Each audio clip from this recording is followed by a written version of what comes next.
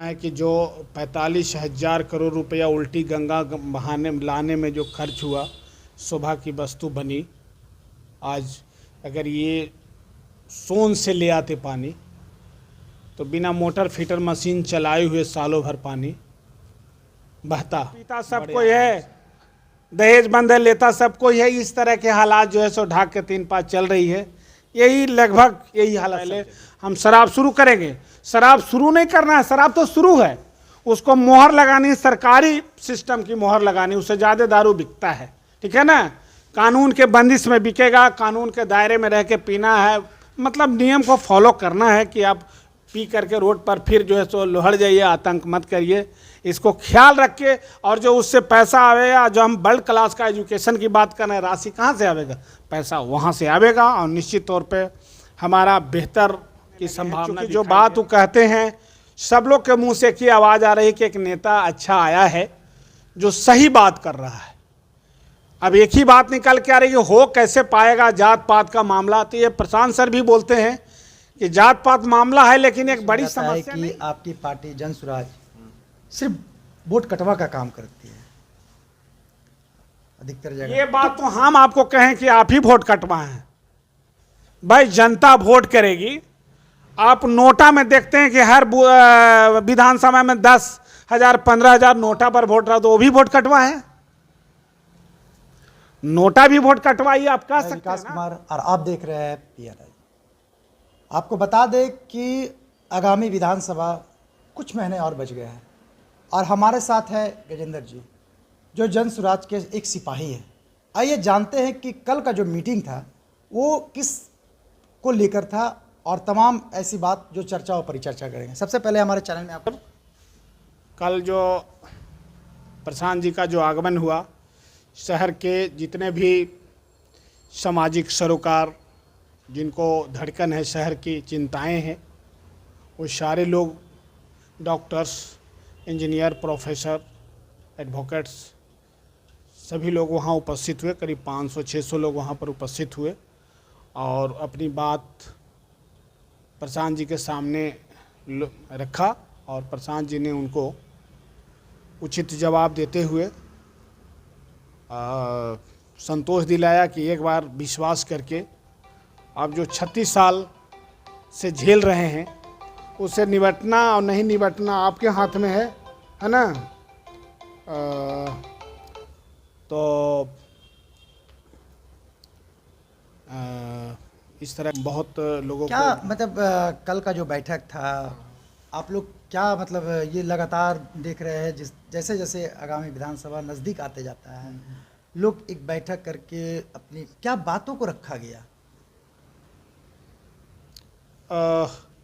मसला था आपका जो भूमि सर्वेक्षण का मामला बहुत था, भ्रष्टाचार का बड़ा मामला था, ठीक है ना, रोजगार का मामला था, कृषि का मामला था। आज जो कहना है कि जो 45,000 करोड़ रुपया उल्टी गंगा बहाने लाने में जो खर्च हुआ, शोभा की वस्तु बनी। आज अगर ये सोन से ले आते पानी तो बिना मोटर फीटर मशीन चलाए हुए सालों भर पानी बहता बड़े आराम से, ठीक है ना।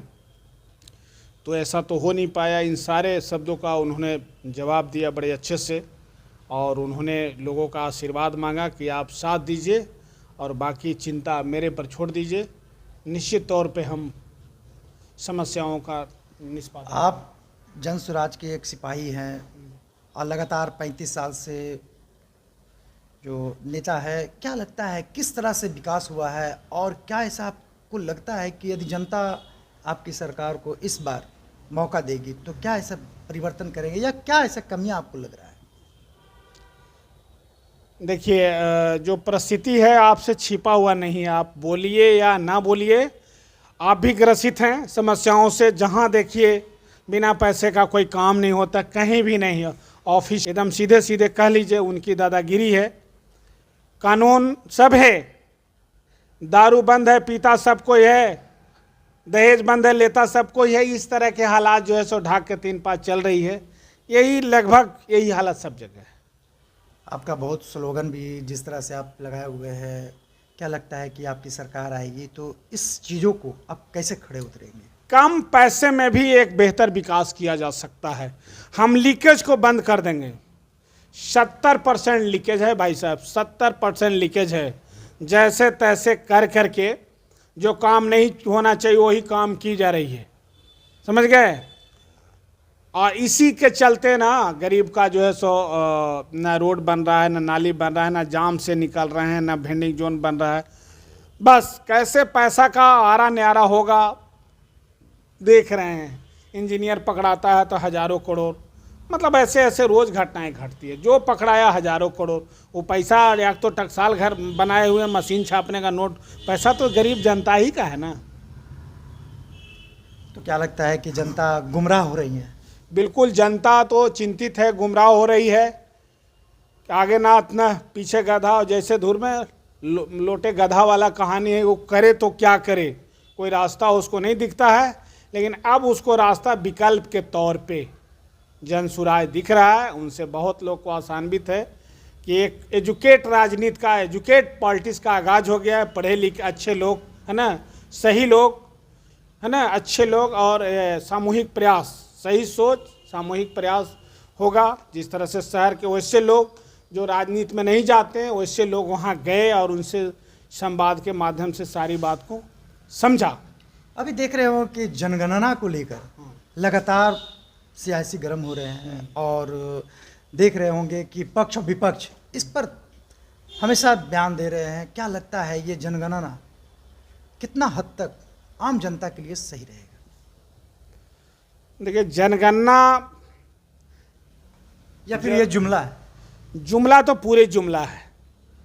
करने को कुछ, करने के विकास की बात करनी है, शिक्षा की बात करनी है, रोजगार की बात करनी है, सुधार की बात करनी है, स्वास्थ्य की बात करनी है, तो कभी जाति गिनिए, कभी जैसे जानवर गिनिए, कभी कोई जैसे बाहर में पखाना कर रहा है उसको गिनिए, कई आदमी बाहर में रोड पर पखाना कर रहा है उसको गिनिए। ये सही नहीं है। आप उसको व्यवस्था दीजिए, वो जगह पे जाएगा। तो ये भी तो कहा जाता है कि जनगणना तो लिया है लेकिन ना उसका कोई बजट बना है, ना उसका कोई रूपरेखा बना है। और जिस तरह से सरकार आगामी विधानसभा बिहार में है, तो क्या लगता है इसको लेकर, या फिर पहलगांव का जो आप देख रहे हैं हमेशा लगातार वो सुर्खियों में बनते जा रहा है, तो क्या ये लोगों को भटकाने का काम किया जा रहा है? एकदम भटकाने का काम है। ये चुनावी जिससे सिर्फ जुमला के आधार पर, ठीक है ना, इधर का बात उधर करो, जो नहीं करना वो भी गछ लो। हर चीज़ का कुछ ना कुछ प्लान होता है, कुछ बजट होता है, ऐसे थोड़े होता है। कहते हैं कि हम एक दिन में जैसे 5 लाख नौकरियां बांट दें, कहाँ से? हर चीज़ का बजट होता है ना, वो हम पैसे क्रिएट करेंगे, पैसा कहाँ से आएंगे। हमने कहा था कि हमारी सरकार बनेगी तो सबसे पहले हम शराब शुरू करेंगे। शराब शुरू नहीं करना है, शराब तो शुरू है, उसको मोहर लगानी, सरकारी सिस्टम की मोहर लगानी, उससे ज़्यादा दारू बिकता है, ठीक है ना। कानून के बंदिश में बिकेगा, कानून के दायरे में रह के पीना है, मतलब नियम को फॉलो करना है कि आप पी करके रोड पर फिर जो है सो लहड़ जाइए, आतंक मत करिए। इसको ख्याल रख के, और जो उससे पैसा आवेगा, जो हम वर्ल्ड क्लास का एजुकेशन की बात कर रहे हैं, राशि कहाँ से आवेगा? पैसा वहाँ से आवेगा। और निश्चित तौर पे हमारा बेहतर की संभावना दिखाई दे रही है। हमारा प्लान है कि बेहतर हम कैसे करें। अच्छा, ये बताइए कि जन स्वराज यदि जनता या फिर सरकार बना लेती है या फिर वो आगे बढ़ जाती है, तो क्या स्ट्रेटजी रहेगा? चेट जी, देखिए, जो काम है सामने, हम बैठ के उनसे बात करेंगे कि सबसे पहले क्या जरूरी है, पहले आप क्या चाहते हैं शहर का, है ना। हम पहले उस पर काम करेंगे। जो सबसे नीड है, अगर सबसे नीड है जाम पर, उस पर काम होगी। सबसे ज़्यादा अगर नीड है वेंडिंग जोन पर, उस पर काम होगा। तो उसके बाद नीड है कि भाई सभी घरों तक नाली सड़क बन जाए, नीड है वो बन जाना चाहिए। जो सबके घर में पानी बेहतर हो जाना चाहिए, हो जाना चाहिए। फिर है अच्छा स्वास्थ्य शिक्षा। भाई स्वास्थ्य शिक्षा एक दिन में नहीं सुधारी जा सकती है, उसमें डॉक्टर लगेंगे, बड़ी चीज़ सुधार करने में लगेंगे। लेकिन जो चीज़ हम तुरंत कर सकते हैं उसको तो हम तुरंत पहले शुरू कर ही देंगे। प्रशांत किशोर तो हमेशा दावा करते हैं कि हमारी यदि सरकार आती है या फिर हमारा सत्ता आता है तो हम बहुत तरह का परिवर्तन, तो कहीं ना कहीं लोगों के बीच क्या संदेश देना चाहते हो? जो लोगों के दिलों में वो राज करने लगे हैं, क्योंकि जो बात वो कहते हैं सब लोग के मुंह से एक ही आवाज़ आ रही है कि एक नेता अच्छा आया है जो सही बात कर रहा है। अब एक ही बात निकल के आ रही है, हो कैसे पाएगा जात पात का मामला। तो ये प्रशांत सर भी बोलते हैं कि जात पात मामला है लेकिन एक बड़ी समस्या नहीं है, एक बड़ी समस्या नहीं है, इसको निपटा जा सकता है, ठीक है ना। ये कोई बड़ी समस्या नहीं, समस्या एक है, ऐसा नहीं है, समस्या है। लेकिन हम तो कह रहे हैं कि जितनी जो भागीदारी है, जितना आपका है 14% है, कोई 3% है, उतनी हिस्सेदारी दी जाएगी।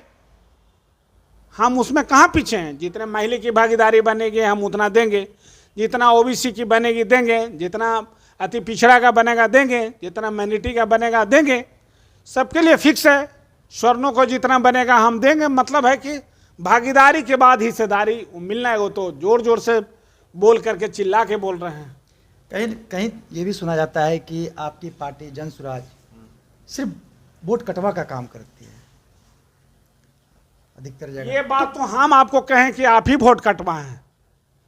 भाई जनता वोट करेगी। आप नोटा में देखते हैं कि हर विधानसभा में 10,000 15,000 नोटा पर वोट रहा, तो वो भी वोट कटवाए। नोटा भी वोट कटवाइए, आप कह सकते हैं ना? नहीं कह सकते हैं। यानी कहने का मतलब है कि जनता खुश नहीं है? बिल्कुल नहीं, एकदम अगर उसको बस चले अभी तो अभी, अगर कोई कानून होता तो अभी के अभी बाहर कर देता, वो भी कान पकड़ के बाहर, ठीक है ना। लेकिन चूंकि हर नियम है, लोकतंत्र में बहुत सारा सिस्टम बना हुआ, उसी के तहत जनता को अधिकार दी गई है। एक वोट का जो हथियार दी गई है उसको इस्तेमाल उनको करना है। आज के समय में जाति पूछने में डर लगता है, और लेकिन राजनीतिक इसी के दम पर होता है। क्या लगता है? दुर्भाग्यपूर्ण है जी। लगता है ना कि पहले हम इसमें रो लें भर दम। एक तरफ है कि जाति पाति से ऊपर उठिए, जात पात का भेदभाव खत्म हो, और एक तरफ जाति पाति पूछ के क्रमांक बता रहे हैं कि आपका शर्मा जी का 151 नंबर होगा तो पंडित जी का 152 नंबर होगा। माने अलग अलग डिफर्केशन कर रहे हैं। कभी पिछड़ा कर रहे हैं, ओकरों में अति पिछड़ा, अभी ओकरों में 1 भाग 2 भाग करेंगे, है ना। कम आय वाले ज़्यादा आय वाले ये सब करेंगे। उसमें भी क्या उसको बोलते हैं, जो ज़्यादा आय वाला का वो कुछ ये वर्ड है ना। तो इस तरह का मामला अभी आओ तोड़ेंगे। अभी हर चीज़ में एक को तोड़ निकालते चले जा रहे हैं। तो कैसे जाति पाति से ऊपर हटिएगा? ये जाति पाति वाला काम करना तो एकदम मतलब कह लीजिए ना उपहास का विषय है। माने इसमें जितना बार उपहास की जाए ना, रो लेने का मन करता है, नहीं तो मन करता है खूब ठा ठा के हंस लेने का मन करता है। क्या है इसको कहिएगा, है ना। तो क्या लगता है कि जनगणना सत्ता के लिए हथियार है? बिल्कुल, और बिल्कुल, जनता के लिए अधिकार है? ये करे उरेंगे कुछ नहीं। अभी जो जनगणना हुआ देखे ना, आधे घर में तो गया ही नहीं। हम पार्षद हैं और वैसे एरिया का नहीं, गली कुची का नहीं, सबसे जो है सो स्मार्ट जो वार्ड है, जहाँ 50 गो IAS, 50 गो IPS, 50 गो इंजीनियर, 100 गो प्रोफेसर, 100 गो ऐसे वार्ड, जहाँ हमारे वोटर DM साहब हैं, मेरे वोटर IG साहब हैं, मेरे वोटर मगध प्रमंडल आयुक्त मेरे वोटर हैं, वैसे वार्ड से आता हूँ, ठीक है ना। जिसके घर में नहीं आया, मेरा यहाँ 3 भाई का घेर है लगातार, उनके घर में नहीं आया। जिससे पूछते हैं बोलता कि मेरे घर में तो आया ही नहीं। किसको ये जनगणना कर दिया हमको ये नहीं समझ में आता है। ये बैठे बैठे ना, ये जो है सो ड्राइंग रूम में हुआ ना, इसका कोई पैर है ना कोई हाथ है, ना कोई माँ है ना बाप है। लोगों को बस मूर्ख बनाने के लिए वो झंडा लगा दिया, हम ये कर दिया, तू 14 है, तू 28 है। क्या दिखाना चाहते, क्या बांटना चाहते हैं? ये सब निंदनीय विषय है। अभी आप जनसुराज के एक सिपाही हैं, क्या लगता है कि इस बार टिकट आप ही के हाथ में है?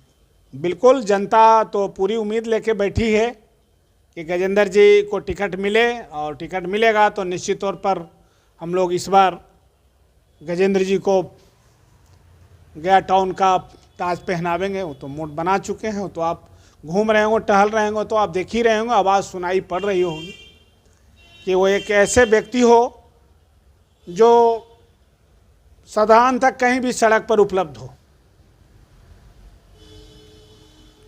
और आप क्या सोचते हैं गजेंद्र जी के बारे में, कमेंट बॉक्स में ज़रूर बताएं। और तमाम खबरों के साथ हमारे साथ जुड़े रहें। मैं विकास कुमार।